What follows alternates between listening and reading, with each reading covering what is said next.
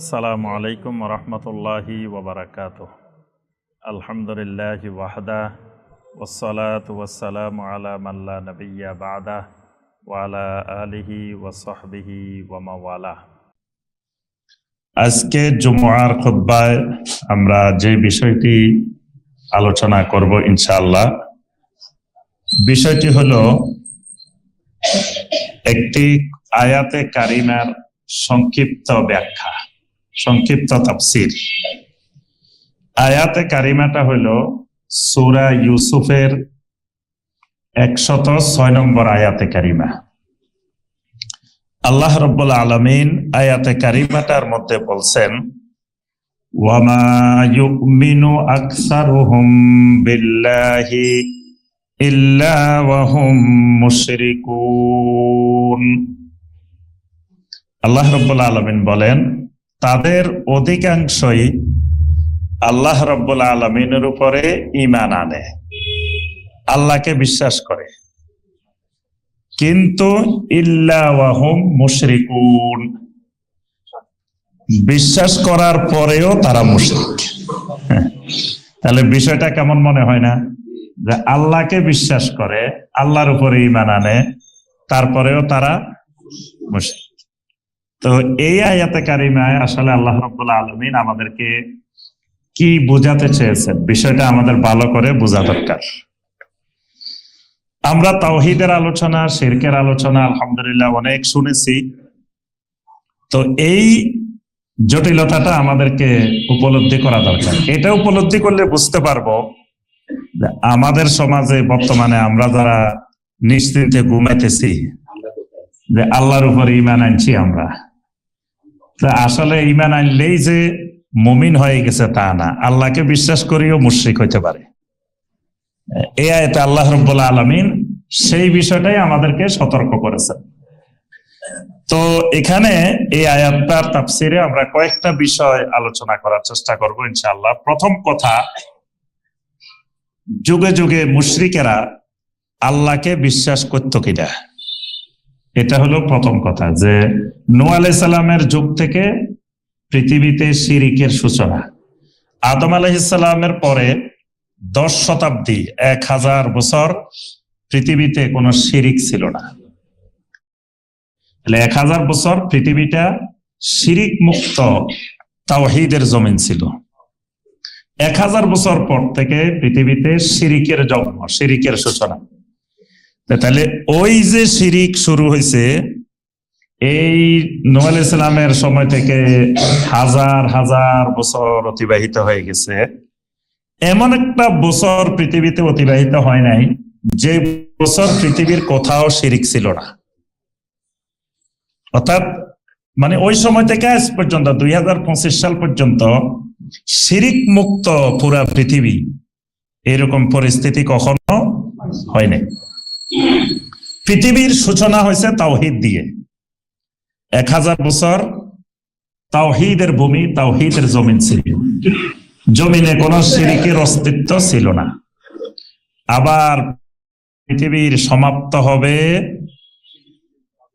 একজন মাত্র তাওহীদবাদী দিয়ে, তার সমাপ্তির মাধ্যমে জমিনেরও সমাপ্তি। মানে যতদিন পৃথিবীতে আহলুত তাওহীদ আছে ততদিন জমিন আছে। যতদিন পৃথিবীতে আহলুত তাওহীদ যখন থাকবে না, আল্লাহর এই জমিনও থাকবে না।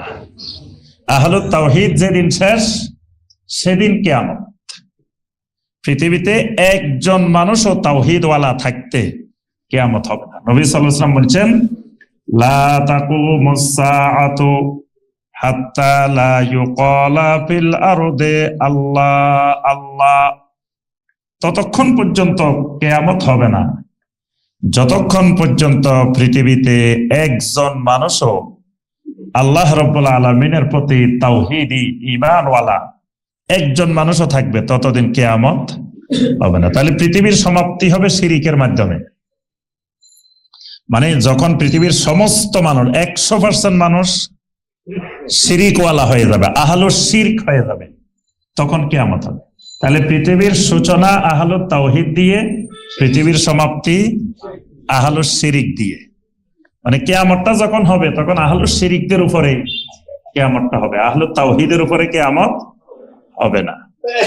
তাহলে বোঝা যায় শিরিকের বয়স হাজার হাজার বছর। এখন যুগে যুগে যারা শিরিক করত, এরা কি আসলে আল্লাহ রাব্বুল আলামিনকে বিশ্বাস করতেন কিনা, এটা হলো প্রথম কথা। দ্বিতীয় কথা, তো এরা আল্লাহকে যদি বিশ্বাস করেন, তাহলে এদের লা ইলাহা ইল্লাল্লাহ মেনে নিতে সমস্যাটা কোথায়? 3 নম্বর কথা, যে আল্লাহ রাব্বুল আলামিনকে বিশ্বাস করার পরেও তারা মুশরিক কেন? এই 3টা অনেক লম্বা আলোচনার বিষয়। আমরা একেবারে সংক্ষেপে মূল কথাটা, মূল পয়েন্টগুলোই আমরা আলোচনা করার চেষ্টা করব ইনশাআল্লাহ। প্রথম কথা, যুগে যুগে মুশরিকেরা আল্লাহ রাব্বুল আলামিনকে বিশ্বাস করত কিনা? তো এটার উত্তর হলো, পৃথিবীতে যত মুশরিক ছিল, পৃথিবীতে সমস্ত মুশরিকেরা আল্লাহ আছেন এবং আল্লাহকে তারা স্বীকার করত, আল্লাহকে তারা বিশ্বাস করত।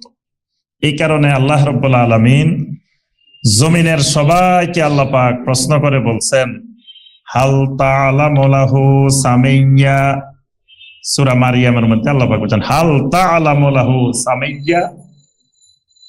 তোমরা কি পৃথিবীর সূচনা থেকে, শিরিকের সূচনা থেকে আজ পর্যন্ত দেখেছো যে পৃথিবীতে কোন জায়গায় মানুষেরা এত দেবতা বানাইছে, এত মূর্তি বানাইছে, এত বাতিল মাবুদ বানাইছে, কোন মাবুদের নাম আল্লাহ এই নামটা দিতে তোমরা দেখছো কিনা? দে নাই। তাহলে বোঝা গেল এত নাম দিল, আল্লাহ নাম দিল না কেন? কারণ তারা বিশ্বাস করত যে আল্লাহ একজন আছেন, তা আরেকটার নাম আল্লাহ দিবে কেন?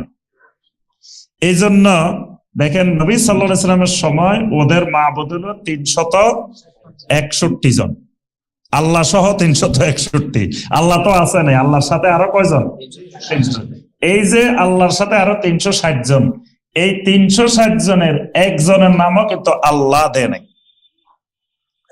কিন্তু একটাকে দিছে আল্লাহ। লাত ছিল কোথায় বলেন তো দেখি? তাইফ। আমরা তাইফের সিরাতের আলোচনায় সে লাত ভাঙ্গার ঘটনা, সে লাত ভাঙ্গার এই বিশাল এক ঘটনা আছে নবী সাল্লাল্লাহু আলাইহি সাল্লামের সিরাতের মধ্যে আমরা আলোচনা করছি। তো এই যে তাইফের মধ্যে সবচেয়ে বড় দেবতা, বড় মূর্তি, সেটার নাম হলো আল্লাহ। এটা আল্লাহ শব্দের স্ত্রীলিঙ্গ, মানে আল্লাহ, আল্লাহর স্ত্রীলিঙ্গ আল্লাহ। হ্যাঁ, তারা আল্লাহ নামে বানায় নাই, কিন্তু আল্লাহর স্ত্রীলিঙ্গ দিয়ে স্ত্রী নামে বানাইছে, আল্লাহ বানাইছে। কিন্তু আল্লাহ নামে জমিনে কোথাও, কোন যুগে, কোন সময়ে পৃথিবীতে মানুষ কোন মূর্তি, কোন দেবতা, কোন মাবুদ বানায় নাই। তো এটার অর্থ প্রমাণ করে যে তারা আল্লাহ আছেন, এটা সকল মুশরিকেরা বিশ্বাস করে। শুধু এই বিশ্বাসের মধ্যে সীমাবদ্ধ না, তারা আল্লাহ রাব্বুল আলামিন তাদেরকে সৃষ্টি করেছেন এটাও বিশ্বাস করে। কোরআনে কারিমে অনেক আয়াতে আল্লাহ পাক বলেছেন, আপনি তাদেরকে জিজ্ঞাসা করেন, মান খালাকাকুম, তোমাদেরকে কে সৃষ্টি করেছেন? সায়াকুলুন আল্লাহ, বলে আমাদেরকে তো আল্লাহই সৃষ্টি করেছেন। তাহলে আল্লাহকে মুশরিকেরা সৃষ্টিকর্তা হিসাবেও, আল্লাহ রাব্বুল আলামিন শুধু তাদেরকে বানাইছেন এটা মানে না, সমস্ত আসমান, জমিন, মাখলুকাত আল্লাহ বানাইছেন এটাও তারা বিশ্বাস করে। জন্য কোরআনে কারিমে আল্লাহ পাক বারবার প্রশ্ন করছেন, তোমাদের ওই বাতিল মাবুদেরা কি বানাইছে আমাকে একটু দেখাও তো। তোমরা যে এত মাবুদ বানাইছো, এরা কি বানাইছে? এরা তো খেজুর বানাইতে পারবে না, খেজুরের বিচিও বানাইতে পারবে না। বিচি আর খেজুরের মাঝখানে একটা পাতলা পর্দা আছে, এই পর্দাটার নাম হলো কিতমির। তো এদেরকে বলো দেখি এরকম একটা কিতমির বানাই দিতে পারে কিনা এরা? কিন্তু মুশরিকেরা কখনো বলে নাই যে আমাদের মাবুদেরা এগুলো বানাইতে পারে, এটা কিন্তু বলে নাই। তার অর্থ তারা নিশ্চিত ভাবে, তাদেরকে যখন জিজ্ঞাসা করা হয়েছে মান খালাকাস সামাওয়াতি ওয়াল আরদ, কে আসমান আর জমিন সৃষ্টি করেছেন বলো দেখি, লায়াকুলুন্নাল্লাহুল আজিজুল হাকিম, তারা বলে অবশ্যই আসমান, জমিন, সমস্ত মাখলুকাত আল্লাহ রাব্বুল আলামিন বানাইছেন। সুবহানাল্লাহ, এটা মুশরিকদের স্বীকারোক্তি। আচ্ছা, এবার খালি এতটুকুর মধ্যে সীমাবদ্ধ না। সূরা ইউনূসের 31 নম্বর আয়াত, এখানে 4টা জিনিসের কথা আল্লাহ পাক বলছেন।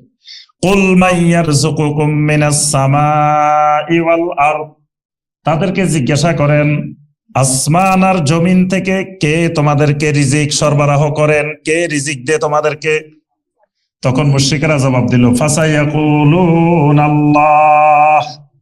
বলার আগেই বলে যে আল্লাহ এখানে সিন দিয়ে বলছে, সিন মানে দ্রুত গতিতে, অতি শীঘ্রই তারা জবাব দিয়ে দিল আল্লাহ, মানে আল্লাহকে তারা রিজিক দাতাও মানে। আম্মান ইয়ামলিকুস সামা ওয়াল আবসারা, বলো দেখি কে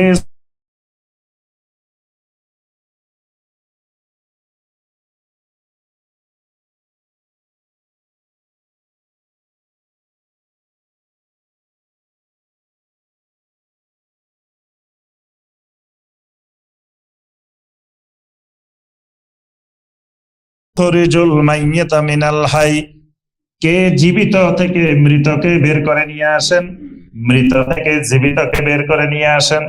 ফাসায়াকুলুন আল্লাহ, বলে আল্লাহ, অর্থাৎ আল্লাহকে তারা জীবন দাতাও মানে। আল্লাহ জীবন দেন, আল্লাহ মৃত্যু দেন। ওয়া মান ইউদাব্বিরুল আমর, তাদেরকে জিজ্ঞাসা করেন কে সমগ্র বিশ্বকে, এই সব কিছুকে পরিচালনা করেন। ফাসায়াকুলুন আল্লাহ, বলেন আল্লাহ পরিচালনা করে। তাহলে আল্লাহকে রিজিক দাতাও মানে, আল্লাহকে শ্রবণ শক্তি দৃষ্টি শক্তির মালিকও মনে করে, আল্লাহকে জীবন মৃত্যু দাতাও বিশ্বাস করে, আল্লাহকে পৃথিবী পরিচালনাকারীও বিশ্বাস করে। আচ্ছা, এরপরে আসেন আল্লাহ রাব্বুল আলামিনের কাছে এরা দোয়াও করতো মুশরিকেরা। আল্লাহর কাছে মুশরিকেরা কি করত? দোয়াও করত। অসংখ্য দোয়া আল্লাহ পাক কোরআনে কারিমের মধ্যে উল্লেখ করছেন, যেগুলো মুশরিকেরা আল্লাহ রাব্বুল আলামিনের কাছে দোয়া করছে। যেমন আল্লাহ পাক বলছেন ফাইদা রাকিবু ফিল ফুলকে দাআবুল্লাহ মুখলিসিনা লাহুদ্দিন ফালাম্মা নাজ্জাহুম ইলাল বাররি ইযা হুম ইউশরিকুন। আল্লাহ পাক বলেন ফাইদা রাকিবু ফিল ফুলকে, এরা যখন সাগরের মাঝখানে নৌযানে আরোহণ করে, দাআবুল্লাহ মুখলিসিনা লাহুদ্দিন, সাগরের মাঝখানে কোনো বিপদে আক্রান্ত হইলে, ঝড় তুফান আসছে, কোন একটা কঠিন বিপদে আক্রান্ত হয়েছে সাগরের মাঝখানে, তখন দাআবুল্লাহ মুখলিসিনা লাহুদ্দিন, তখন আল্লাহ রাব্বুল আলামিনকে খালেস করে একমাত্র আল্লাহকে ডাকে সাগরের মাঝখানে। মুশরিকেরা, এখানে মুমিনদের কথা বলে নাই আল্লাহ পাক, মুশরিকেরা সাগরের মাঝখানে অন্য কোন মাবুদকে তারা ডাকতো না, একমাত্র আল্লাহকে ডাকতো বিপদে পড়ে, কারণ জানে এখানে অন্য মাবুদের ক্ষমতা নাই, এখানে ক্ষমতা একমাত্র আল্লাহর। কিন্তু আজকের জামানায় যারা শিরিক করে, তারা সাগরের মাঝখানেও খাজা বাবারে ডাকে। এবং দেখবেন প্রত্যেকটা জাহাজ, লঞ্চ, ফেরি, এগুলোর মধ্যে খাজা বাবার নাম লেখা আছে, এক একটার মধ্যে এক একজনের নাম লেখা আছে। যে এদের পাওয়ার এত বেশি, এরা মনে করে যে সাগরের মাঝখানে বিপদে পড়লো এরা এদেরকে উদ্ধার করে নিয়ে আসবো। ওই জামানার মুশরিক বলছে সমগ্র পৃথিবী পরিচালনা করেন একমাত্র আল্লাহ। আজকের জামানার শিরিককারীরা বলে পৃথিবী তো আল্লাহ একা পরিচালনা করে না, আল্লাহর সহযোগী আছে, গাউস আছে, কুতুব আছে, আবদাল আছে, আওতাদ আছে, এদের সহযোগিতায় আল্লাহ পৃথিবী পরিচালনা করে। 7 মহাদেশে 7 জন কি আছে? গাউস আছে, গাউস। এদের মধ্যে যিনি প্রধান উনি হলো গাউসুল আজম। এই জন্য দেখবেন বিভিন্ন জনের নামের আগে কয় গাউসুল আজম। এই গাউসুল আজম হলো উনি 7 মহাদেশের লিডার, মানে আল্লাহর পরেই উনি এমডি সাহেব, উনি ম্যানেজিং ডিরেক্টর। গাউসুল আজম যিনি, উনি আল্লাহর প্রশাসনের এমডি, ম্যানেজিং ডিরেক্টর। আল্লাহ চেয়ারম্যান আর উনি হলো কি ম্যানেজিং ডিরেক্টর। এরপরে তারা আল্লাহর প্রশাসনকে সাজাইছে, এক গাউসের আন্ডারে 7 জন করে কুতুব আছে, তাহলে 749 জন কি আছে? কুতুব আছে। কুতুবদের মিটিং হয় কোথায়? আফ্রিকার জঙ্গলে মিটিং হয়। মিটিং এর জন্য সবাই চলে যায় আফ্রিকা জঙ্গলে, মিটিং শেষ করে ফজরের আগে আবার চলেও আসে। তারপরে আপনার এক কুতুবের আন্ডারে আবার শত শত আওতাদ আছে, আবদাল আছে, অলিয়া উলিয়া আছে, এদেরকে দিয়ে আল্লাহ চালায়। তাহলে ওই মুশরিকদের চাইতে বর্তমান জামানার মুশরিক কত জঘন্য, কত মারাত্মক। ওই জামানার মুশরিক বলছেন না, আমাদের মাহবুদেরা এসব ক্ষেত্রে কোনো অবস্থান নাই, আল্লাহ চালায়। তাহলে আল্লাহ পাক এই আয়াতে বলছেন যে সাগরের মাঝখানে এরা যখন বিপদে পড়ে খালেস ভাবে কাকে ডাকে? আল্লাহকে ডাকে। ফালাম্মা নাজ্জাহুম ইলাল বাররে ইযা হুম ইউশরিকুন। আল্লাহ রাব্বুল আলামিন বলেন, যখন আমি সাগর থেকে, সাগরের মাঝখান থেকে উদ্ধার করে কিনারায় নিয়ে আসি, এবার এরা আমি আল্লাহর সাথে শিরিক করা শুরু করে। যখন প্রচন্ড ঘূর্ণিঝড় বাংলাদেশের দিকে আসতেছে, সবাই আল্লাহর কাছে দোয়া করেন আল্লাহ যাতে রক্ষা করে। তা আল্লাহ ঘুরে এটাকে অন্যদিকে নিয়ে গেছে। এবার লই গেছে, আবার কয় সুন্দরবন ছিল বলে আমরা রক্ষা পাইছি। আগে সুন্দরবনের কথা মনে ছিল না, আগে আল্লাহকে খালেজ ভাবে উদ্ধারকারী মনে করছে। যখন আল্লাহ বাঁচাই দিছে, এবার সুন্দরবন ছিল, এটা ছিল, ওইটা ছিল, এই কারণে আমরা বেঁচে গেছি। আসলে কারণ তো কিছুই না, কারণ তো একমাত্র আল্লাহ রাব্বুল আলামিন। আল্লাহর সামনে সুন্দরবন কিচ্ছু না। আল্লাহ চাইলেন সুন্দরবনেরও ধ্বংস করে শেষ করে দিতে পারেন। আল্লাহ বলেন, যখন সাগরের মাঝখান থেকে উদ্ধার করে নিয়ে আসি, এবার এরা শিরিক করা শুরু করে। তাহলে বোঝা গেল আল্লাহকে এরা খালেস ভাবে ডাকতো, দোয়া করতো আল্লাহর কাছে। আচ্ছা, এরপরে দেখেন আবু জাহেল, আবু লাহাবের আল্লাহর কাছে একদিন একটা দোয়া করছে। মুশরিকরা মিলে আল্লাহর কাছে একটা দোয়া করছে। দোয়াটা হলো, আল্লাহুম্মা ইন কানা হাযা হুয়াল হাক্কা মিন ইনদিক ফাআমতির আলাইনা হিজারাতাম মিনাস সামা। কাফেরদের দোয়া, মুশরিকের দোয়া। আল্লাহুম্মা, হে আল্লাহ, দোয়া করতেছে কার কাছে? আল্লাহর কাছে। ইন কানা হাযা হুয়াল হাক্কা মিন ইনদিক, যদি মুহাম্মদ সাল্লাল্লাহু আলাইহি ওয়াসাল্লাম আপনার পক্ষ থেকে সত্য নবী হয়, তার দাওয়াত যদি সত্য হয়, তো ফাআমতির আলাইনা হিজারাতাম মিনাস সামা, তাহলে আপনি আমাদের উপরে পাথরের বৃষ্টি নাজিল করেন, আকাশ থেকে পাথরের বৃষ্টি নাজিল করেন। তাহলে এখানে কয়েকটা কথা। একটা কথা হলো, পাথরের বৃষ্টি বা আযাব একমাত্র আল্লাহ নাজিল করতে পারে, এটা তারা বিশ্বাস করত। আর পাথরের বৃষ্টি দেওয়া বা আযাব দেওয়া আল্লাহ ছাড়া আর কেউ দিতে পারে, এটা বিশ্বাস করতো না। আল্লাহরই তারা মনে করতো যে আল্লাহ পাথরের বৃষ্টি নাজিল করতে পারে, আযাব দিতে পারে। দ্বিতীয় কথা, এরা নিজেদেরকে আহলে হক মনে করত। এই জন্য এরা বলছে হুয়াল হাক্কা মিন ইনদিক, যে মুহাম্মদ সাল্লাল্লাহু আলাইহি ওয়াসাল্লাম যদি হক হয়, তাহলে আমাদের উপরে বৃষ্টি নাজিল করেন, আযাব নাজিল করেন। তারা তো আমরাই হক, মুহাম্মদ সাল্লাল্লাহু আলাইহি ওয়াসাল্লাম এবং সাহাবীরা বাতিল, নাউযুবিল্লাহ। তারা নিজেদেরকে কি মনে করত? আহলে হক মনে করত, আমরাই একমাত্র আহলে হক, মুহাম্মদ সাল্লাল্লাহু আলাইহি ওয়াসাল্লাম সাহাবীরা হক না। তাহলে আযাব নাজিল হইলে আমাদের উপরে হইব না, আযাব নাজিল হইলে ওদের উপরে হইব, নবী সাল্লাল্লাহু আলাইহি ওয়াসাল্লামের উপরে হইব, কারণ তারা হকের উপরে নাই। তাহলে এখানে তারা নিজেদেরকে আল্লাহর একান্ত মানে আস্থাভাজন মহব্বতের মানুষ মনে করতো তারা নিজেদেরকে। তাহলে আল্লাহকে বিশ্বাস না করলে তাই আল্লাহর মহব্বতের মানুষ মনে করতো।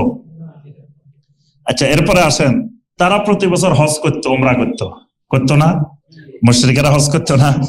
হজের মধ্যে তালবিয়াও পড়তো। আমরা যে তালবিয়া পড়ি, এটা ইব্রাহিম আলাইহিস সালামের তালবিয়া। তারা এই তালবিয়ার মধ্যে কিছু পরিবর্তন করছে, কিন্তু পরিবর্তন করলেও তালবিয়ার প্রথম অংশ তারা ঠিক রাখছে। তারা বলতো লাব্বাইক আল্লাহুম্মা লাব্বাইক, লাব্বাইক লা শারীকা লাকা, এই পর্যন্ত ঠিক আছে। এটা ইব্রাহিম আলাইহিস সালামের তালবিয়া। নবী সাল্লাল্লাহু আলাইহি সাল্লাম যখন তাওয়াফ করতেন, মুশরিকদের যখন এই তালবিয়া শুনতেন, তখন নবী সাল্লাল্লাহু আলাইহি সাল্লাম এই পর্যন্ত আসলে বলতেন কাদ কাদ, থেমে যাও, থেমে যাও, আর সামনের দিকে যাইও না।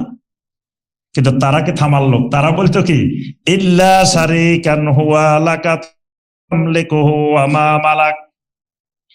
এখন দেখেন, প্রথমে তারা বলতো লাব্বাইক আল্লাহুম্মা লাব্বাইক, তাহলে আল্লাহকে স্বীকার না করলে কি লাব্বাইক আল্লাহুম্মা লাব্বাইক বলছে?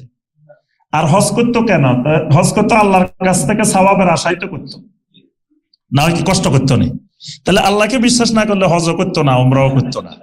তারা প্রতি বছর হজও করতো, উমরাও করতো, তালবিয়াও পড়তো, হাজিদেরকে পানি পান করাইতো, হাজিদের খেদমত করতো, হজের ব্যবস্থাপনা করতো। এই কষ্ট তারা কেন করতো? আল্লাহকে যদি বিশ্বাস না করে তাহলে এত কষ্ট করার তো দরকার ছিল না। আচ্ছা, এরপরে দেখেন আল্লাহর ঘরকে তারা বাইতুল্লাহ মনে করত, কাবায়ে মুশাররাফাকে তারা বলতো এটা বাইতুল্লাহ, এটা আল্লাহর ঘর। তো আল্লাহরে বিশ্বাস না করলে আল্লাহর ঘরে বিশ্বাস করতো না। এবং ওই ঘটনা তো আমরা সবাই জানি, আব্রাহার হস্তি বাহিনী আসহাবুল ফিল যখন আসছে কাবা ধ্বংস করার জন্য, তখন প্রথম দফায় 80 আব্দুল মুত্তালিবের 100 ওট নিয়ে গেছে। এখন আব্দুল মুত্তালিব গেছে তার সাথে দেখা করার জন্য। তো সে মনে করছে আব্দুল মুত্তালিব যেহেতু এই ঘরের মোতাবাল্লি, তাহলে আসছে কেমনে এই ঘর বাঁচানো যাবে ওই বিষয়ে আমার সাথে আলাপ করে। এখন 80 আব্দুল মুত্তালিব কয়, আপনি আমার 100টা ওট নিয়ে আসছেন, ওটগুলা দিয়ে দেন। কয়, আরে আমি তো এতদিন নাম শুনছিলাম আব্দুল মুত্তালিব অনেক বড় নেতা, বড় লিডার, এটা করে ছোট্ট মন মানসিকতা। যেখানে হে আল্লাহর ঘরের মোতাবাল্লি, আল্লাহর ঘর ভাঙ্গি ফেলবো আমি, সেটা নিয়ে তার টেনশন নাই, তার মাত্র 100টা উট নিয়ে আসছি, এটা চিন্তা হে অস্থির হয়ে গেছে। এটা কি জাতীয় নেতা? এটা ছোট্ট ফাতি নেতা। আচ্ছা, তখন আব্দুল মুত্তালিব যখন এই কথা শুনছে, তখন আব্দুল মুত্তালিব বললেন, ইন্না লিল বাইতে রব্বান ওয়া আনা রব্বাতুল ইবিল। তুমি তো বুঝো নাই, যেই ঘর তুমি ভাঙতে এসছো আমি ওই ঘরের রব না, ওই ঘরের রব আরেকজন। ইন্না লিল বাইতে রব্বান, ওই ঘরের আরেকজন রব আছে, ওনার সাথে তোমার সাথে বোঝাপড়া হইব, উনি কথা বলবো তোমার সাথে। আমি এই ব্যাপারে কথা বলতে আসি নাই, আমি তো ওই ঘরের খাদেম, আমি আব্দুল মুত্তালিব ওই বাইতুল্লাহর আল্লাহর ঘরের খাদেম। তা আমি খাদেম হই মালিকের কথা বলতে আসমু কেন? এই জন্য আমি ওই কথা বলতে আসি নাই, ওইটা তোমার সাথে ওই ঘরের রব যিনি, ওনার সাথে তোমার বোঝাপড়া হইব, একটু পরে বুঝবা। তবে আমি হলাম রব্বাতুল ইবিল, আমি এই ওটের রব, আমি ওটের মালিক, এই জন্য আমি ওটার কথা বলতে আসছি। তাহলে দেখেন এই কথাটার মধ্যে স্পষ্ট যে তারা বাইতুল্লাহকে, কাবায়ে মুশাররাফাকে কার ঘর মনে করত? আল্লাহ রাব্বুল আলামিনের ঘর মনে করত। আচ্ছা, এরপরে দেখেন আবু জেহেল আবু লাহাবরা যখন বদরের যুদ্ধে যায়, মুশরিকেরা যখন বদরের যুদ্ধে রওনা দিছে, তখন এই মুশরিকেরা দোয়া করছে কোথায় গিয়ে? কাবার সামনে গিয়ে আল্লাহর ঘরের গিলাফ ধরে ধরে কেঁদে কেঁদে আল্লাহর কাছে দোয়া করছে যে আমরা আপনার দ্বীনকে, আপনার ঘরকে রক্ষা করার জন্য মুহাম্মদুর রাসূলুল্লাহ সাল্লাল্লাহু আলাইহি ওয়াসাল্লামের বিরুদ্ধে যুদ্ধে যাইতেছে। দোয়া করছে আল্লাহর ঘরে গিয়ে। কারণ কি? যুদ্ধে বিজয় করা তারা মনে করতে এটা আল্লাহ ছাড়া কেউ পারে না। এরকম শত শত দলিল কোরআনে কারিমে, নবী সাল্লাল্লাহু আলাইহি ওয়াসাল্লামের হাদিসে পাওয়া যাবে যে তারা মুশরিকরা কি করত? আল্লাহ রাব্বুল আলামিনকে বিশ্বাস করত। আচ্ছা, এখন আসেন, তারা আল্লাহ রাব্বুল আলামিনকে বিশ্বাস করে, আল্লাহকে এত কিছু মানে, কিন্তু নবী সাল্লাল্লাহু আলাইহি ওয়াসাল্লাম যখন বললেন ইয়া আইয়ুহান নাস কুলু লা ইলাহা ইল্লাল্লাহ তুফলিহু, ও দুনিয়ার মানুষ তোমরা বলো লা ইলাহা ইল্লাল্লাহ, আল্লাহ ছাড়া সত্য আর কোনো মাবুদ নাই। তুফলিহু, এই কথাটা মেনে নিলে তোমাদের দুনিয়ার জীবনও সফল হবে, আখিরাতের জীবনটাও সফল হবে। সমস্ত সফলতার চাবিকাঠি লা ইলাহা ইল্লাল্লাহ। এখন এই মানুষগুলো আল্লাহকে মানে, লা ইলাহা ইল্লাল্লাহ পড়তে রাজি নেই। তো লা ইলাহা ইল্লাল্লাহ পড়তে এদের অসুবিধাটা কোথায়? যেহেতু তারা আল্লাহকে তো আগে থেকে ছিলেন, আল্লাহকে তারা সৃষ্টিকর্তা মানে, রিজিক দাতা মানে, পরিচালনাকারী মানে, জীবন মৃত্যু দাতা মানে, তো একমাত্র আল্লাহর ইবাদত করব। নবী সাল্লাল্লাহু আলাইহি ওয়াসাল্লাম যে কালেমার কথা মেনে নিতে বলতেছেন, এটার অর্থ হলো একমাত্র আল্লাহর গোলামি করব, আল্লাহর ইবাদত করব।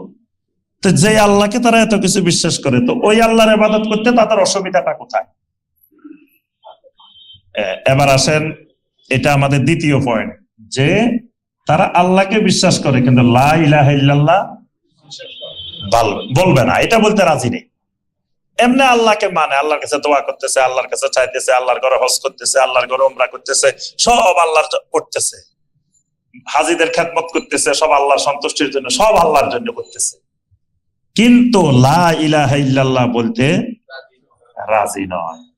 দেখেন আব্দুল মুত্তালিব, আবু তালেব, আবু তালেব নবী সাল্লাল্লাহু আলাইহি সাল্লামকে এমন ভাবে চিনে যেটা অন্য কারো পক্ষে এত বেশি নবী সাল্লাল্লাহু আলাইহি সাল্লামকে চিনা সম্ভব নয়। সেই আবু তালেব নবী সাল্লাল্লাহু আলাইহি সাল্লামের জন্য কত অত্যাচার, কত নির্যাতন সহ্য করল। এমনকি যেদিন আবু লাহাবের স্ত্রী এই দুষ্ট মহিলা হাম্মালাতাল হাতাব, আল্লাহ পাক কোরআনে ওই দুষ্ট মহিলার পরিচয় দিয়েছেন হাম্মালাতাল হাতাব ফি জিদিহা হাবলুম মিন মাসাদ। ওই দুষ্ট মহিলা নবী সাল্লাল্লাহু আলাইহি ওয়াসাল্লামের সামনে এসে বলল যে ওয়া মুজাম্মামান আবাইনা ফাকাদ আসাইনা আসাইনা, তুমি মুহাম্মদ না, তুমি মুজাম্মাম। নাউযুবিল্লাহ। মুহাম্মদ মানে হলো আসমান জমিনে সর্বত্র যার প্রশংসা করা হয় তার নাম মুহাম্মদ।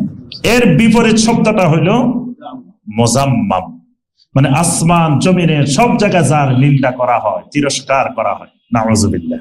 তা আবু লাহাবের স্ত্রী কিন্তু কবি ছিল, ওই মহিলা কিন্তু বড় কবি। তো মহিলা ছন্দ দিয়ে, কবিতা দিয়ে নবী সাল্লাল্লাহু আলাইহি সাল্লামকে গালি দিছে, মুজাম্মাম বলছে। আবু তালেব দেখেন কেমন আশেকে রাসূল। বাংলাদেশে এরকম আশেকে রাসূল আছে অনেক। আশেকে রাসূল আবার মুশরিক। কি আবু তালেবের মতো? আবু তালেব কিন্তু বিরাট আশেকে রাসূল। আল্লাহ রসুলের জন্য তার জীবন বিসর্জন দিয়ে দিছে। নবী সাল্লাল্লাহু আলাইহি সাল্লামের গায়ে একটা কিছু আক্রমণ, কোনো কিছু পড়তে আবু তালেব দেয় নাই। তাহলে নবী সাল্লাল্লাহু আলাইহি সাল্লামকে কত বেশি মহব্বত করলে তিনি কাজগুলো করতে পারেন। এখন তিনি শুনছেন তার ভাতিজা মুহাম্মদ সাল্লাল্লাহু আলাইহি ওয়াসাল্লামকে আবু লাহাবের স্ত্রী মুজাম্মাম বলছে, এত বড় সাংঘাতিক কথা বলছে। তিনি আর সহ্য করতে পারেন নাই। তিনি বসে দীর্ঘ ৮৩ লাইনের কবিতা লিখে ফেলছেন। আবু লাহাবের স্ত্রীর ওই কথার প্রতিবাদে নবী সাল্লাল্লাহু আলাইহি সাল্লামের প্রশংসায় ৮৩ লাইনের কবিতা লিখছে। একটা লাইন শুনেন কি লিখছে আবু তালেব। আবু তালেব লিখছে ওয়া আবিয়াদা ইউস্তাসকাল গামামু বিওয়াজহিহি সামালাল ইয়াতামা ইসমাতাল লিল আরামিলি। এইভাবে ৮৩ লাইন এক ছন্দে লিখে ফেলছে। তো এখানে আবু তালেব বলতেছে ওয়া আবিয়াদা, দুনিয়ার মানুষ আমার ভাতিজা মুহাম্মাদের পরিচয় আমার থেকে শুনে নাও। প্রথম পরিচয় ওয়া আবিয়াদা, আমার ভাতিজার চেহারাখানা একটা শুভ্র সুন্দর চেহারা। সুবহানাল্লাহ। আবিয়াদা মানে সাদা। আমার ভাতিজার চেহারাখানা এক সুন্দর দবদবে ফর্সা, আমার ভাতিজার এক সুন্দর চেহারার অধিকারী। ইউস্তাসকাল গামামু বিওয়াজহিহি, আমার ভাতিজা মুহাম্মাদের এই চেহারাখানা আল্লাহ রাব্বুল আলামিনের দিকে তুলে ধরা হইলে সাথে সাথে আল্লাহ রাব্বুল আলামিন বৃষ্টি নাজিল করেন। সামালাল ইয়াতামা, আমার ভাতিজার কাছে যদি দুনিয়ার কোন এতিম সন্তান, অসহায় এতিম যদি আমার ভাতিজার কাছে আসে, ওই ছেলেটা ওই মেয়েটা তার বাবা হারানোর ব্যথা, মা হারানোর ব্যথা বলে যায়। ইসমাতাল লিল আরামিলি, দুনিয়ার অভাবী নির্যাতিত কোন মানুষ যদি আমার ভাতিজার কাছে আসে, সে তার দুনিয়ার সব নির্যাতন, সব জুলুম সব বলে যায়। নিরাপদ আশ্রয়স্থল আমার ভাতিজা মুহাম্মদ সাল্লাল্লাহু আলাইহি ওয়াসাল্লাম। এভাবে আপনি যদি ৮৩ লাইন শুনেন চোখের পানি ধরে রাখতে পারবেন না। এত প্রশংসা করেছেন আবু তালেব। তাহলে এই প্রথম লাইনে দেখেন আল্লাহকে কেমন ভাবে বিশ্বাস করে। আল্লাহ যে বৃষ্টি নাজিল করে এটাও বিশ্বাস করে। আল্লাহ যে বৃষ্টি নাজিল করে এটাও সে বিশ্বাস করে। বিশ্বাস না করলে কি কবিতার মধ্যে এই কথা বলছেন?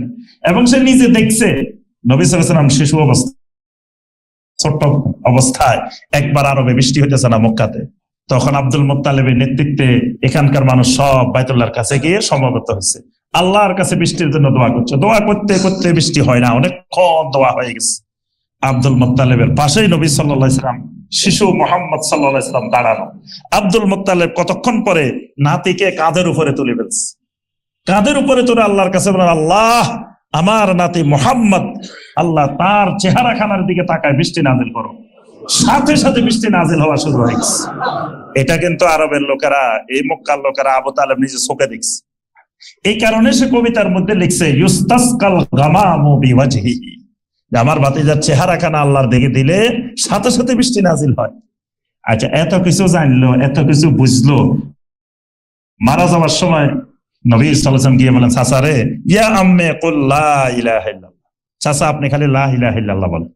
মানে একেবারে জান্নাতের গেটে পৌঁছে গেছে, দরজায় পৌঁছে গেছে, খালি লা ইলাহা ইল্লাল্লাহ বলবো আর ঢুকে যাবো। এত বড় মহা সুযোগ, কিছু করা লাগবে না, খালি সে লা ইলাহা ইল্লাল্লাহর ঘোষণা দিবে আর জান্নাতে ঢুকে যাব। কিন্তু সে এই মুহূর্তে গিয়েও সে বলল, আনা আলা মিল্লাতে আব্দুল মুত্তালিব, আমি আমার বাপ দাদার মিল্লাতের উপরে আছি, আমি লা ইলাহা ইল্লাল্লাহ বলবো না। তা আল্লাহরে মানে, কিন্তু লা ইলাহা ইল্লাল্লাহ বলবে না। তো এটার রহস্য কি? এটার অনেকগুলা কারণ কোরআনে কারিমে আল্লাহ রাব্বুল আলামিন বর্ণনা করেছেন। এক নম্বর কারণ, এই লা ইলাহা ইল্লাল্লাহ যদি তারা বলে তাদের মাবুদ কমে যাইব। এক নম্বর কারণ কি? মাবুদ কমে যাবে। তারা বলতেছে আমরা চেষ্টা করতেছি মাবুদ বাড়ানোর জন্য, আর মুহাম্মদ সাল্লাল্লাহু আলাইহি ওয়াসাল্লাম এসে আমাদেরকে বলতেছেন কি? মাবুদ কমানোর জন্য। তো মাবুদ যত বাড়াইতে পারি তত লাভ, কমাইলে তো ক্ষতি। সূরা সোয়াদের 5 নম্বর আয়াত, তারা জবাব দিল, আজআলাল আলিহাতা ইলাহান ওয়াহিদা ইন্না হাযা লাশাইউন উজাব।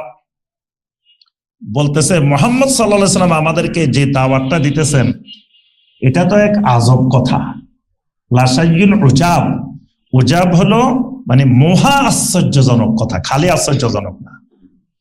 নবী সাল্লাল্লাহু আলাইহি ওয়াসাল্লামের দাওয়াতের মধ্যে আশ্চর্যজনকের কি হলো? আশ্চর্যজনকটা হলো তারা বলতেছে, আজআলাল আলিহাতা ইলাহা ওয়াহিদা।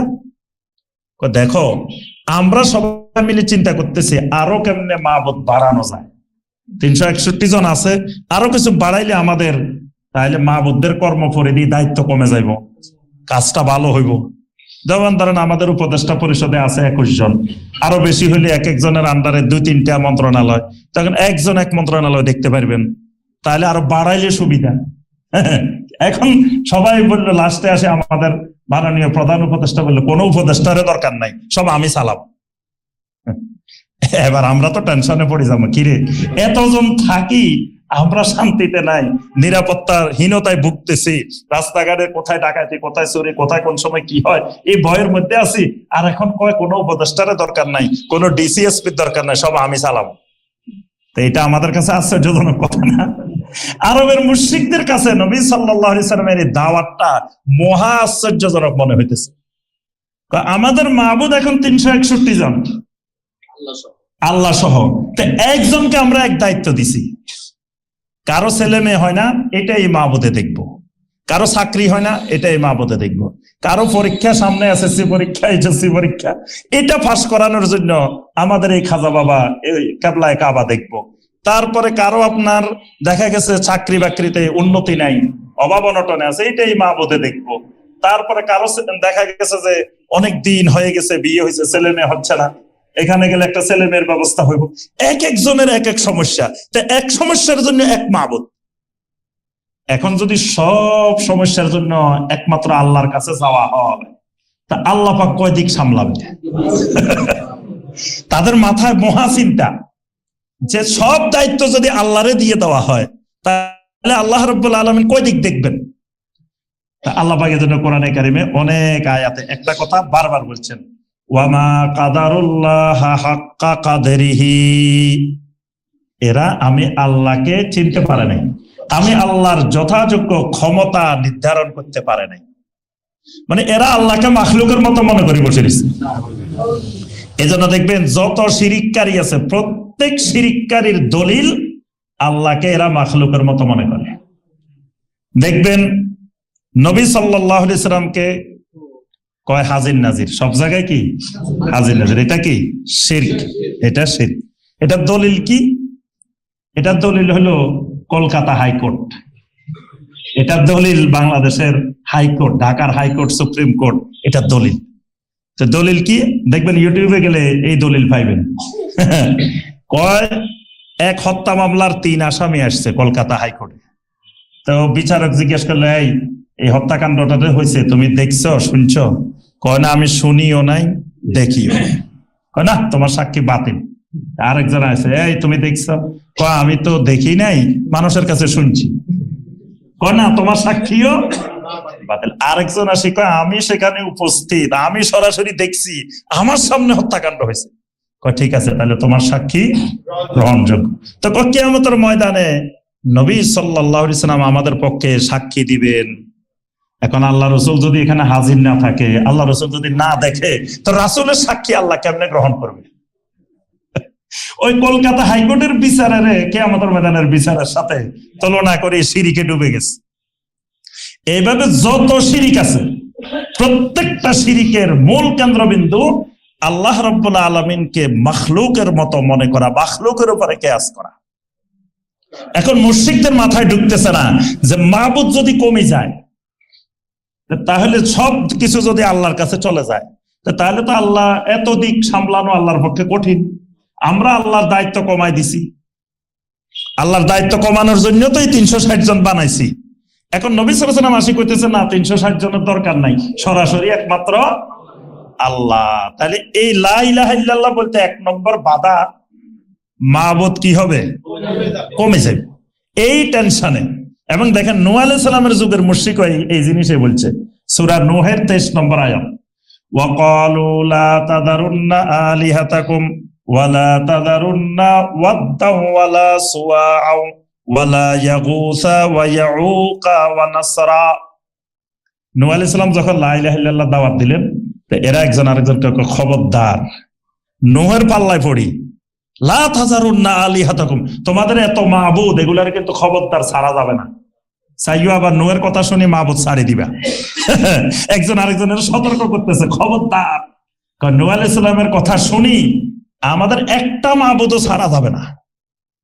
আবার 5 জনের নাম ধরে ধরে বলছে, নূহ হলো ওলিয়া উলিয়ার দুশমন, ওলিয়া উলিয়া মানে না।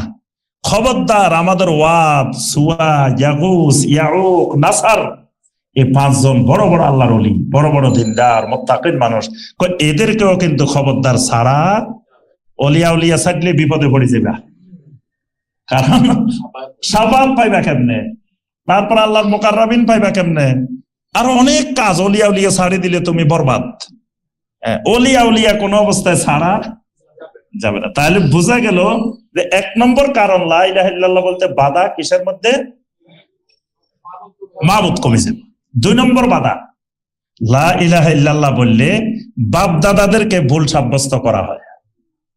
লা ইলাহা ইল্লাল্লাহ বললে বাপ দাদাদেরকে, আকাবেরদেরকে, মুরব্বীদেরকে কি সাব্যস্ত করা হয়? ভুল সাব্যস্ত। তা আমি পাগল হইতে পারি, আমার বাপ দাদা পাগল ছিল নাকি? আমি মূর্খ হইতে পারি, আমার বাপ দাদা মূর্খ ছিল নাকি? আমি ভুল করতে পারি, আমার বাপ দাদারা কি ভুল করতে পারে নাকি? এটা হলো তাদের 2 নম্বর কথা।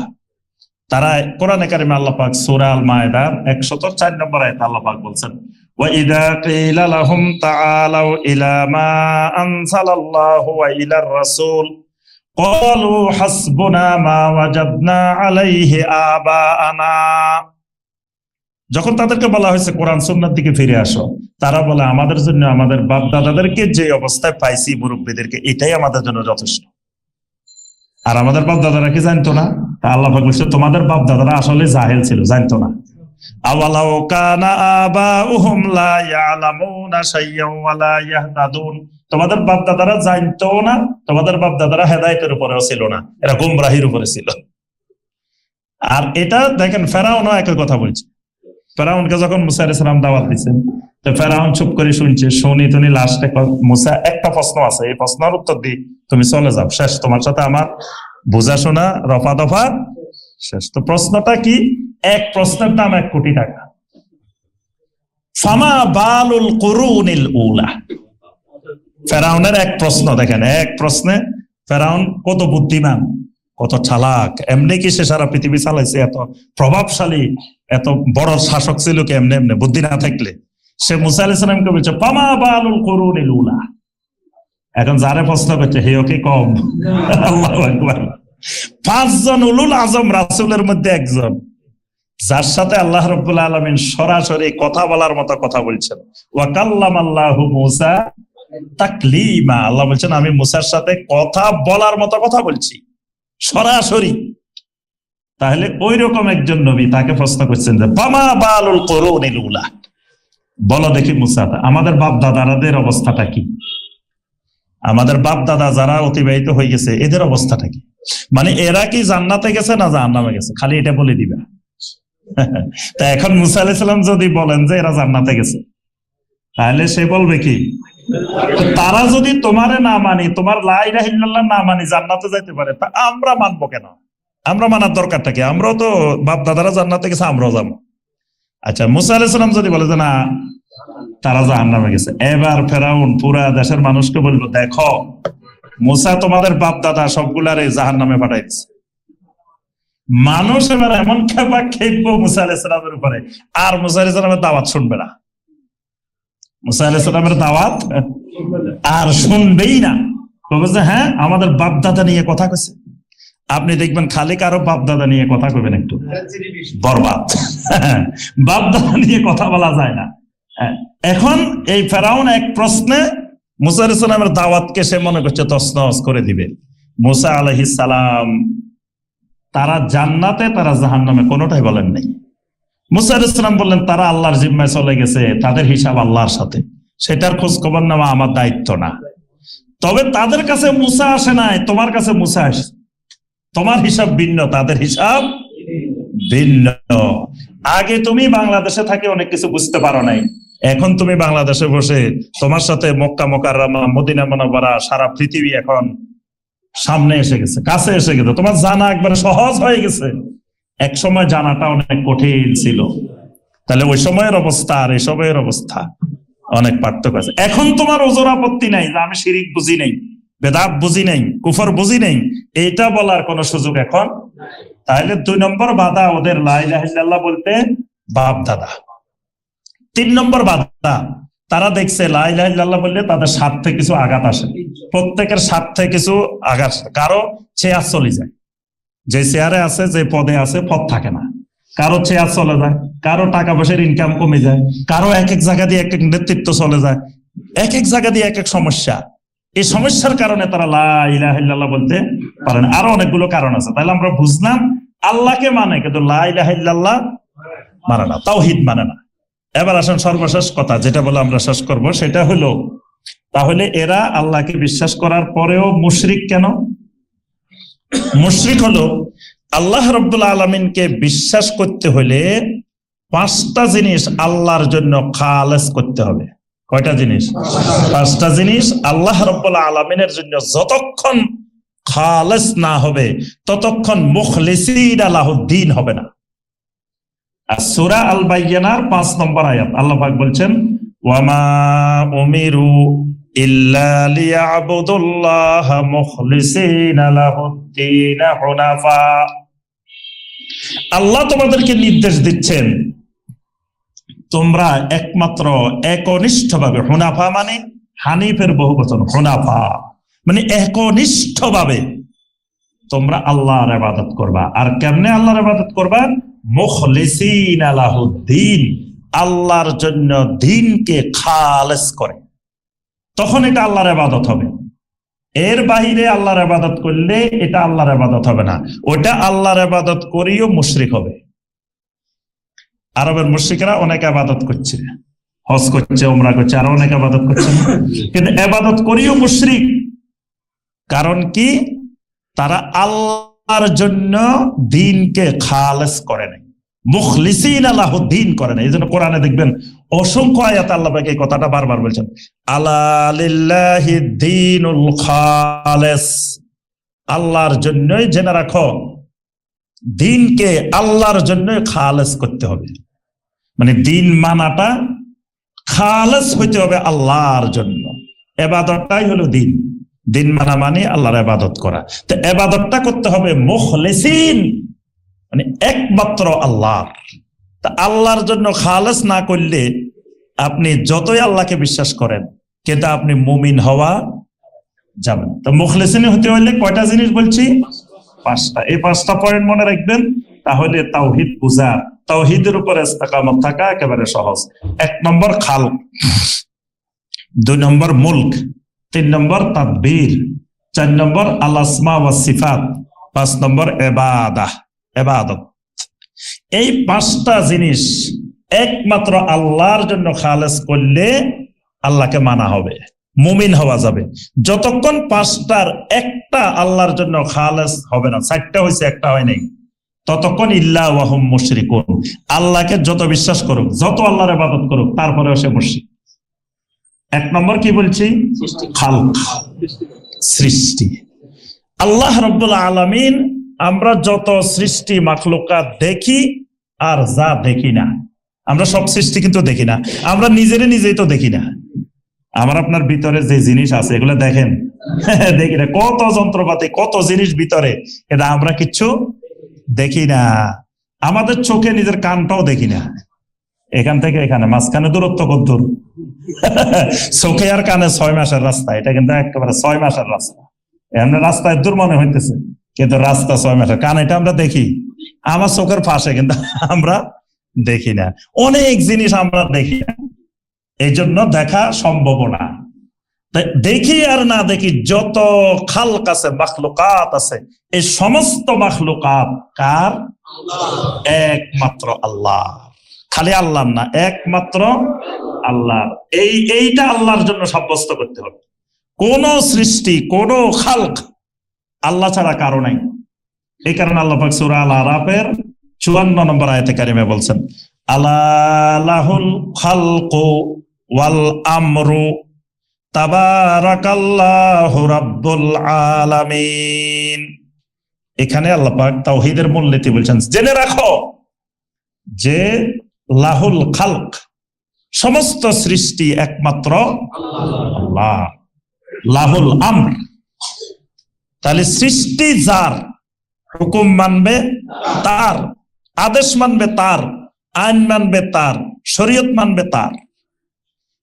এই জন্য প্রথম সৃষ্টি না মানলে আপনি বলবেন যে আমি সৃষ্টি আরেকজনের, আল্লাহর মানবো কেন?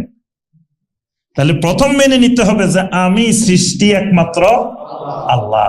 তাহলে আমি হুকুম মানবো, বিধিবিধান মানবো, শরীয়ত মানবো একমাত্র আল্লাহ। এটা যে মানবে, আল্লাহ বলছেন তাবারাকাল্লাহু রাব্বুল আলামিন, এই লোকটাই আল্লাহ রাব্বুল আলামিনকে মেনে নিল। কিন্তু সৃষ্টি আল্লাহর, হুকুম মানবে আরেকজনের, শরীয়ত মানবে আরেকজনের, দিন মানবে আরেকজনের, তাহলে সে আল্লাহকে মানা হলো না। এটাই হলো তাওহীদের মূল ভিত্তি, তাওহীদুর রুবুবিয়্যাতের ভিত্তি। তাহলে আমরা আর বিস্তারিত যাচ্ছি না। প্রথম কথা খালক, একমাত্র আল্লাহর জন্য সাব্যস্ত করা। 2 নম্বর মুলক, মালিকানা। মালিকানাও সব একমাত্র আল্লাহ। তাবারাকাল্লাযী বিয়াদিহিল মুলক, সূরা আল মুলক আছে কোরআনে কারীম। এত ফজিলতপূর্ণ, নবী সাল্লাল্লাহু আলাইহি ওয়াসাল্লাম প্রতি রাত্রে ঘুমানোর আগে সূরা আল মুলক এবং সূরা সাজদা তেলাওয়াত করে ঘুমাইতেন। আমি ওদিন চিন্তা করলাম, আহারে, যে নবী সাল্লাল্লাহু আলাইহি ওয়াসাল্লামের ব্যস্ততা, নবী সাল্লাল্লাহু আলাইহি ওয়াসাল্লামের 1 মিনিটের ব্যস্ততা আমাদের পুরো জীবনের ব্যস্ততার চেয়ে বেশি। এক সেকেন্ডের দাম আমাদের পুরা জিন্দেগির চাইতে বেশি। এত ব্যস্ততার মধ্যেও নবী সাল্লাল্লাহু আলাইহি ওয়াসাল্লাম ঘুমানোর আগে প্রতি রাত্রে সূরা আল মুলক, সূরা আল সাজদা তেলাওয়াত করে ঘুমাইতেন। আর আমরা 1 পৃষ্ঠা কোরআন তেলাওয়াত করার সুযোগ পাই না, সময় পাই না। কই খালি ব্যস্ততা, খালি ব্যস্ততা। হ্যাঁ, কি ব্যস্ততা? আসলে ব্যস্ততা কিছু না, আমাদেরকে দুনিয়াদারি গ্রাস করে ফেলছে। নবী সাল্লাল্লাহু আলাইহি ওয়াসাল্লাম এত ব্যস্ততার মধ্যেও ঘুমানোর আগে সূরা আল মুলক তেলাওয়াত করতেন। তো কেন সূরা আল মুলক? সূরা আল মুলকের সাথে তাওহীদের সম্পর্ক। সমস্ত মালিকানা একমাত্র আল্লাহর। যখন আমি মনে করবেন আমার এই শরীরের মালিক আমি না, মালিক কে? আল্লাহ। এবার আপনার দাড়ি রাখতে আর আফসোস লাগবে না। যখন মনে করবেন না এটার মালিক আমি, তখন করবেন যে দাড়ি রাখলে মানুষ সুন্দর দেখা যাবে না, বিয়ে করতে গেলে বউ পাওয়া যাবে না, মানুষের বিভিন্ন পদে পদে সমস্যার আক্রান্ত হইতে হবে, মানুষ জঙ্গি মনে করতে পারে, মানুষ অনেক কিছু মৌলবাদী মনে করতে পারে, কত কিছু আপনার মাথায় আসবে। কিন্তু যখন মনে করবেন যে না আমার এই বডির মালিক একমাত্র আমার আল্লাহ, চান আমার দাড়ি থাকুক, এটাই সুন্দর দেখা যাবে। সমস্ত নবী রাসূলেরা দাড়িওয়ালা ছিলেন, সাহাবীরা দাড়িওয়ালা ছিলেন। তারপরে যখন আপনি মনে করবেন এই বডি আমার আল্লাহ, তখন পর্দা করতে কোনো নারীর কোনো ইতস্ততা লাগবে না, কারণ আমার আল্লাহ যিনি মালিক তিনি ছান এমনে, আমার এখানে ছাওয়ার কিছু নাই। যখন আমি মনে করবো আমার এই শরীরের মালিক আল্লাহ, তখন ফজরের সময় আজান দিলে আমার উঠতে আর কষ্ট হবে না, কারণ আমার এই শরীরের আরাম দেওয়ার মালিক আমি না। যদি আমি আল্লাহর হুকুম না মানি, তখন মনের হুকুম মানি, তখন আমি হাওয়াকে মাবুদ বানাই ফেললাম। এই জন্য আল্লাহ বলছেন আফারাআইতা মান ইত্তাখাযা ইলাহাহু হাওয়াহু, ওই মানুষগুলোকে কি আপনি দেখছেন যারা তাদের হাওয়াকে, তাদের মনকে মাবুদ বানাই ফেলছে। মানে মন যা চায় তা করে, আল্লাহ যা চায় তা করে না। সম্পদের মালিকানা আল্লাহ। আজকে যত জায়গা জমিন দেখতেছেন, এইগুলো দলিল কবলা আপনাদের নামে নামে আছে, কদিন পরে আরেকজনের নামে যাবে, কদিন পরে আরেকজনের নামে যাবে, এইভাবে হাজার হাজার মালিকানা পরিবর্তন হইব। পরিবর্তন হয়ে লাস্টে দলিলও আছে, কবলাও আছে, জমিনও আছে, মালিক নেই। কিয়ামতের সময় কি সব শেষ, কেউ নাই।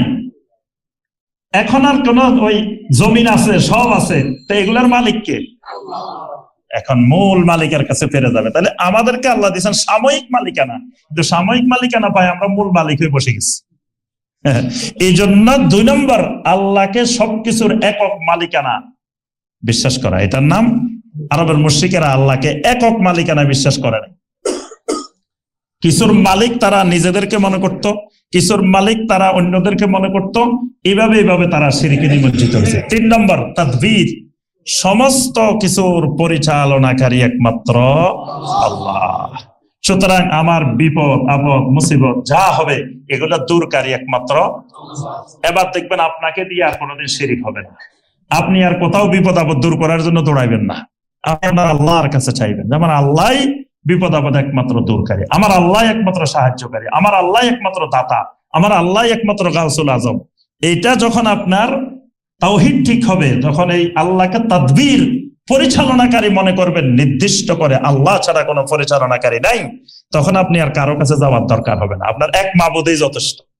এবার আর মাবুদ বাড়ানোর দরকার হবে না। তাহলে 3 নম্বর তাদবীর। 4 নম্বর আল আসমা ওয়াস সিফাত, আমার আল্লাহ যেমন সুন্দর, আমার আল্লাহর নামগুলোও সুন্দর, আমার আল্লাহর সিফাত গুলোও সুন্দর, এগুলো আল্লাহর জন্য নির্দিষ্ট করতে হবে। এই নামগুলো দিয়ে দিয়ে আমার আল্লাহর কাছে দোয়া করতে হবে, এটা আল্লাহর জন্য খালেস। 5 নম্বর ইবাদত, আল্লাহ আমাকে বানাইছেন ইবাদতের জন্য। তো যেহেতু আল্লাহ আমার একমাত্র সৃষ্টিকারী, আল্লাহ আমার একমাত্র মালিক, আল্লাহ আমার একমাত্র পরিচালনাকারী, তাহলে সমস্ত ইবাদত হবে একমাত্র আল্লাহর জন্য। সূরা আল আনআমের 162-63, কুল ইন্না সলাতি ওয়া নুসুকি ওয়া মাহইয়ায়া ওয়া মামাতি লিল্লাহি রাব্বিল আলামিন। আমার যত রকমের ইবাদত আছে, আমার শারীরিক ইবাদত, মানসিক ইবাদত, অন্তরের ইবাদত, অর্থের ইবাদত, সময়ের ইবাদত, সমস্ত ইবাদত লিল্লাহি রাব্বিল আলামিন। এটার নাম হলো কি? তাওহীদ। এটার নাম তাওহীদ। এখন এর মধ্যে ওই যে মুশরিকেরা আল্লাহ যাদেরকে বলছেন এরা আল্লাহকে মানে, এটা আল্লাহর জন্য এই 5টা জিনিস নির্ধারণ করতে পারে না। এরা ইবাদত আল্লাহরও করতো, আবার আল্লাহ ছাড়া গায়রুল্লাহরও ইবাদত, আল্লাহকেও সাজদা করতো, গায়রুল্লাহকেও সাজদা করতো, আল্লাহর জন্য মান্নত করতো, গায়রুল্লাহর জন্য মান্নত করতো, আল্লাহর কাছেও চাইতো, গায়রুল্লাহর কাছেও চাইতো। আল্লাহর জন্য নির্দিষ্ট না করতে পারার কারণে এরা আল্লাহকে বিশ্বাস করার পরেও ইল্লা ওয়া হুম মুশরিকুন। তাহলে আমাদের সমাজে, আমাদের দেশে যারা আল্লাহকে বিশ্বাস করে, এরা মনে করে আমি তো আল্লাহকে মানি, এরা মনে করে এটাই ঈমান। তো এটার নাম ঈমান না।